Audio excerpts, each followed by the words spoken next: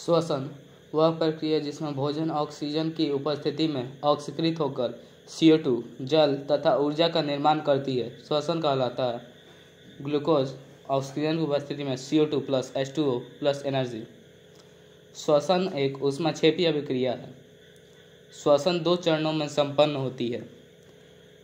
भौतिक प्रक्रिया, इस प्रक्रिया में प्रश्वास और उच्छ्वास होती है।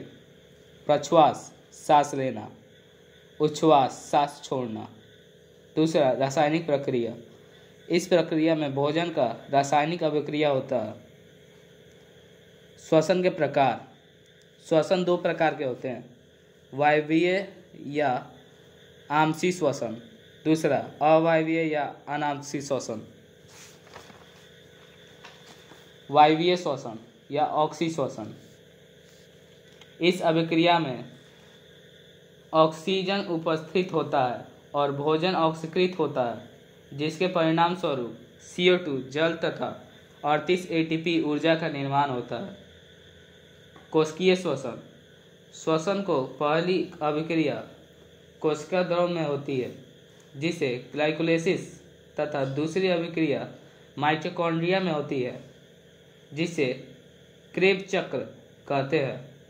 श्वसन की दोनों अभिक्रिया कोशिका में ही संपन्न होती है, जिसके परिणाम स्वरूप CO2 जल तथा ऊर्जा का निर्माण होता है। इसलिए श्वसन को कोशिकीय श्वसन कहते हैं। दूसरा, अवायवीय श्वसन या अनॉक्सी श्वसन, इसमें ऑक्सीजन अनुपस्थित होती है तथा इसमें भोजन का ऑक्सीकरण आंशिक रूप से होता है। ऑक्सी तथा अनॉक्सी श्वसन में अंतर। ऑक्सी तथा अनॉक्सी श्वसन में अंतर निम्नलिखित है। ऑक्सी श्वसन, इसमें ऑक्सीजन उपस्थित होता है। अनॉक्सी श्वसन, इसमें ऑक्सीजन अनुपस्थित होता है। ऑक्सी श्वसन, इसमें भोजन का पूर्ण रूप से ऑक्सीकरण होता है। अनॉक्सी श्वसन, इसमें भोजन का आंशिक रूप से ऑक्सीकरण होता है। ऑक्सी श्वसन, इसकी पहली अभिक्रिया कोशिका द्रव में तथा दूसरी अभिक्रिया माइटोकॉन्ड्रिया में होती है। अनॉक्सी श्वसन, इसकी पहली तथा दूसरी अभिक्रिया दोनों ही कोशिका द्रव में ही होती है। ऑक्सी श्वसन, इसमें ग्लाइकोलाइसिस तथा क्रेब्स चक्र की क्रिया होती है। अनॉक्सी श्वसन, इसमें केवल ग्लाइकोलाइसिस की ही क्रिया होती है। ऑक्सी श्वसन, इसमें CO2 तथा जल का निर्माण होता है। अनॉक्सी श्वसन, इसमें केवल CO2 का निर्माण होता है। ऑक्सी श्वसन, इसमें 38 ATP ऊर्जा का निर्माण होता है। अनॉक्सी श्वसन, इसमें केवल 2 ATP ऊर्जा का निर्माण होता है। ऑक्सी श्वसन, इसमें एथाइल अल्कोहल का निर्माण नहीं होता है। अनॉक्सी श्वसन, इसमें एथाइल अल्कोहल का निर्माण होता है। ऑक्सी श्वसन, इसमें लैक्टिक एसिड का निर्माण नहीं होता है। अनॉक्सी श्वसन, इसमें लैक्टिक एसिड का निर्माण होता है। ऑक्सी श्वसन, यह सभी जीवों में होती है। अनॉक्सी श्वसन, यह निम्न वर्गीय जीवों में होती है। ऑक्सी श्वसन, इसमें किण्वन प्रक्रिया नहीं होती है। अनॉक्सी श्वसन, इसमें किण्वन प्रक्रिया होती है। पौधे में श्वसन, एक कोशिकीय पौधे विसरण प्रक्रिया द्वारा अपने कोशिका झिल्ली के सहायता से श्वसन क्रिया संपन्न करते हैं। बहुकोशिकीय पौधे अपने पत्ता, तना और जड़ के द्वारा विसरण प्रक्रिया द्वारा श्वसन करते हैं। पत्ता रंध्रों द्वारा, स्टेम वात रंध्रों, जड़ मूल जड़।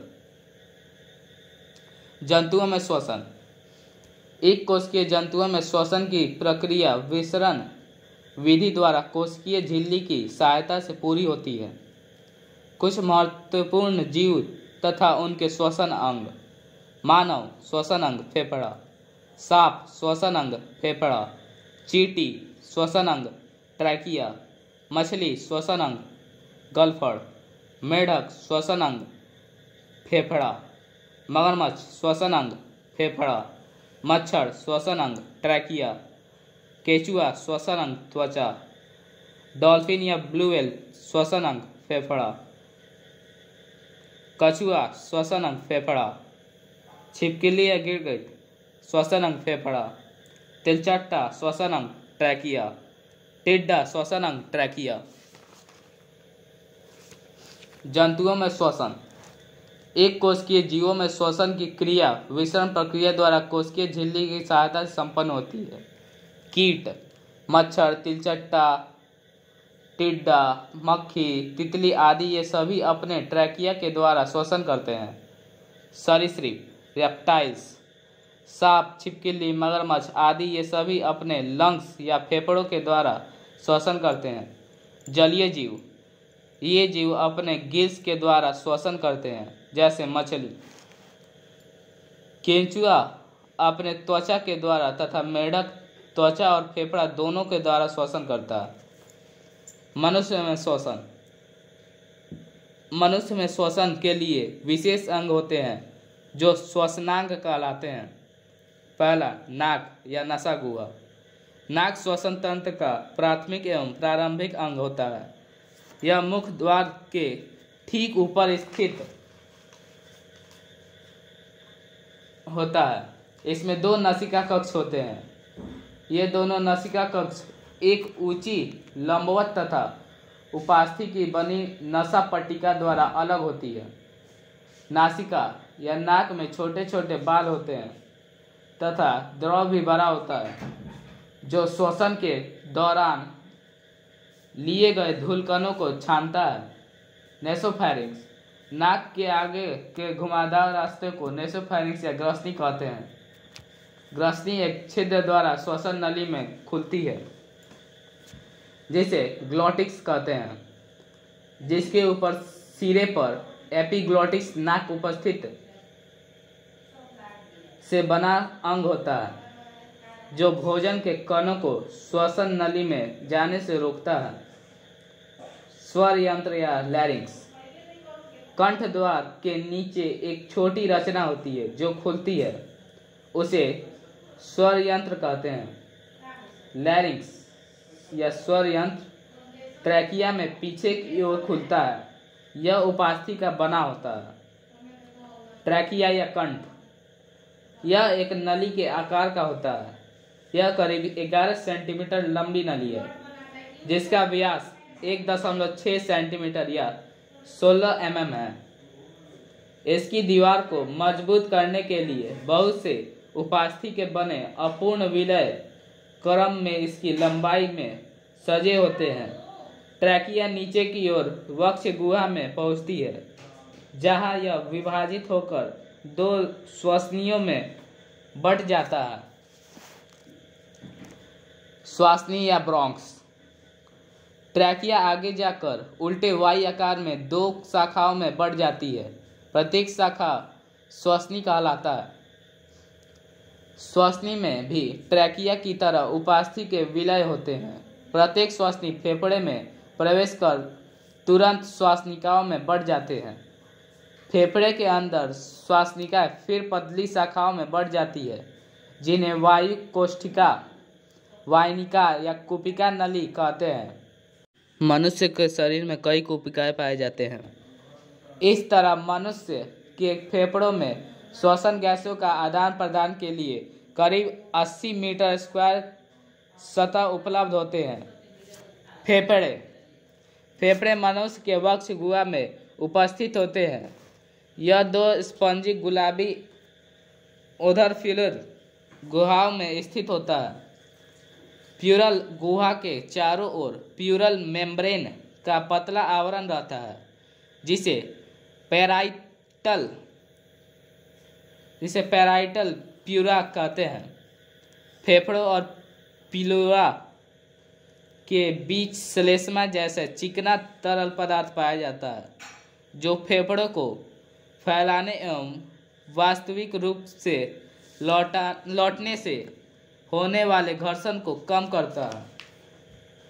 डायफ्राम, यह एक गुंबद के आकार का होता है जो वक्ष गुहा को उदर गुहा से अलग करता है। पसलियों में गति के साथ साथ डायफ्राम की पेशियों में भी गति होती है। फेफड़ों में श्वसन गैसों का आदान प्रदान। प्रश्वास के द्वारा वायुमंडलीय हवा नासिका तथा श्वास नली से होती हुई फेफड़ों की वायु कोशिकाओं में पहुंचती जाती है। वायु कोशिकाओं के चारों ओर रक्त कोशिका का छाना वायु कोशिकाओं के चारों ओर रक्त कोशिकाओं का घना जाल होता है। शरीर के विभिन्न भागों से ऑक्सीकृत रक्त पहले हृदय में पहुंचता है, जहां से इसे फेफड़ों में भेज दिया जाता है। ऐसे रक्त को सीरिये रक्त कहते हैं। सीरिये रक्त फेफड़ों की वायु कोशिकाओं के चारों ओर स्थित रक्त कोशिकाओं में पहुंच जाता है, जहां रक्त में स्थित आरबीसी के हीमोग्लोबिन ऑक्सीजन की संयोग कर ऑक्सी हीमोग्लोबिन में परिवर्तित हो जाता है। रक्त परिसंचरण के माध्यम से शरीर के विभिन्न भागों में स्थित कोशिकाओं में पहुंच जाता है। यह ऑक्सी हीमोग्लोबिन पुनः ऑक्सीजन और हीमोग्लोबिन में टूट जाता है। इस तरह ऑक्सीजन विभिन्न कोशिकाओं तक पहुंच जाता है, जहां इसका उपयोग भोजन अणुओं को ऑक्सीकृत कर ऊर्जा उत्पादन की क्रिया में किया जाता है। फिर CO2 विसरण द्वारा कोशिकाओं से रुधिर कोशिकाओं के रक्त में पहुंचता है। हीमोग्लोबिन CO2 से संयोग कर कार्बोक्सी हीमोग्लोबिन बनाते हैं। रक्त परिसंचरण के माध्यम से कार्बोक्सी हीमोग्लोबिन टूटकर ऑक्सीजन एवं CO2 देता है और फिर CO2 हमारे शरीर से बाहर निकल जाता है। नोट: कुपिकाओं में ही गैसों का आदान प्रदान होता है।